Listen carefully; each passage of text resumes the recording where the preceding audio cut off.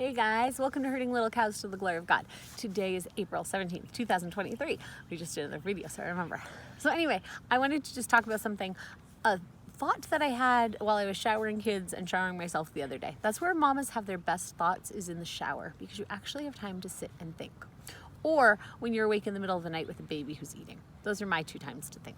But anyway, this was kind of a combination of those. I was just thinking about what things has God given you or taken away from you right now that helps you be grateful for the things you have. So I don't want to say these things to sound like prideful, I have this all figured out. These are just a couple things that have happened the last couple days that I've really been trying to think like, okay, how can I turn what might seem like a inconvenience thing or something that God isn't giving me what I want into a praise and into a blessing. So one example of that was this winter. This was actually a while ago. This winter, we were here on the hill in Tennessee in our camper, and we have extra space outside of our camper, like another living room area outside of our camper. But around Christmas time, it got really, really cold here. Like so cold that a lot of people's pipes froze and broke, including our friends. Their entire town had the water shut off because the water lines had broken. So this wasn't just a camper problem. But over the course of that, we lost water for 4 days, maybe. 4 or 5, yeah. So we have water, I don't know how far, 100 feet from our door? No, 30. 30 feet from our door? 30, 35 maybe. Okay, I am really bad at this. It's a 25-foot hose and a 10-foot hose, so it's less than 25. Yeah, but from our door, you have to go around the edge. What? Oh, from the door. Okay. So from sure. the door, maybe 50 feet. Yeah. Okay, I'm So- really bad at distances though. So anyway, we still had access to water, so don't think we were putting the kids in harm's way or anything. And like I said, half the people around here were without water, truly. But we didn't have running water into our camper. So we had to come out with a pot and get water. We did have drinking water saved up and that type of thing, but to be able to do any dishes or anything, we had to come out and get it. We had to warm it up on the stove. We didn't have the hot water heater working. We couldn't take showers during that time, so we had to take sponge baths. Just made me really appreciate having running water. It's great. The thing that had me thinking about that this week was we have a 6-gallon hot water tank in the camper. That's actually pretty standard for campers. And 6 gallons of hot water does not go very far, especially when you have long hair. Yeah.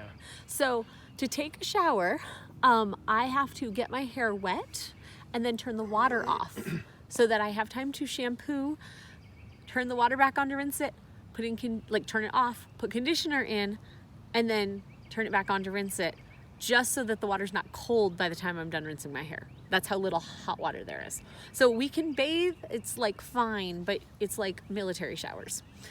I am very grateful because we are going home soon in 4 weeks, and my shower at home, I can run the water, and we have a 30-gallon hot water tank at home.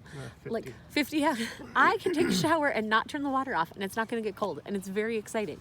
But I wouldn't appreciate that unless we've had this amount of time that we've been taking showers this style, because when I was a kid, we always had plenty of hot water, and I never thought about turning the water off while I showered and everything. Maybe some people do. Maybe some people conserve water more than me. I've never been one to take like hour-long showers or anything, but that was one of the things I was thinking about. I was thinking about just having children who are healthy for the most part. So last year when we were here in Tennessee, it's getting cold, you're getting shivery. Last year when we were here in Tennessee, Josiah had a seizure that lasted an hour and a half, and we had to go to the ICU because they had to intubate him. And it was very scary, but God gave us a great medical team. God gave us Christian nurses that were very helpful to us while we were there and very encouraging to us. God gave us a church family that was supporting our family that was back home while I was at the hospital. They allowed my baby to stay with me in the hospital. And that was the first time that we had been hospitalized for any length of time. Other than that, we've had 2 emergency room visits that never lasted very long. And so that was all we had, even though we have a child who's been having seizures for 6+ years. The reason I didn't know how to navigate the system was because we hadn't been there before. But I know lots of families who have kids with seizures that are in the hospital regularly. or people who have kids with asthma that are in the hospital regularly.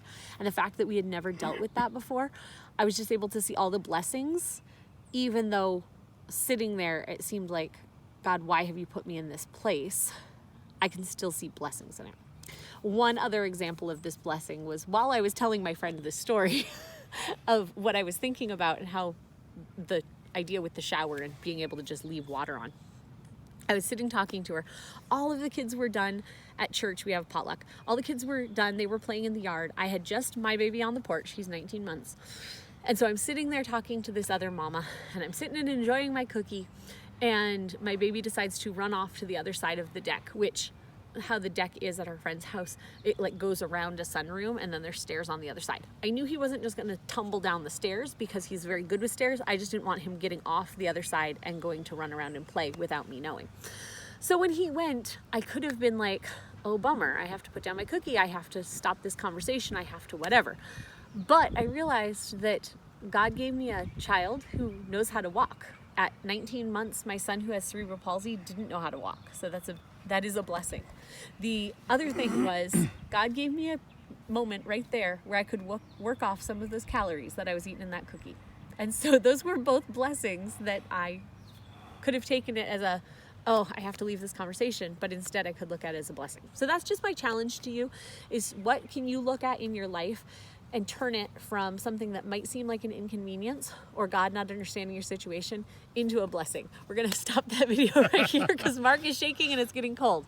But we will see you guys next time on Herding Little Cows. Comment if you have things to add to this video.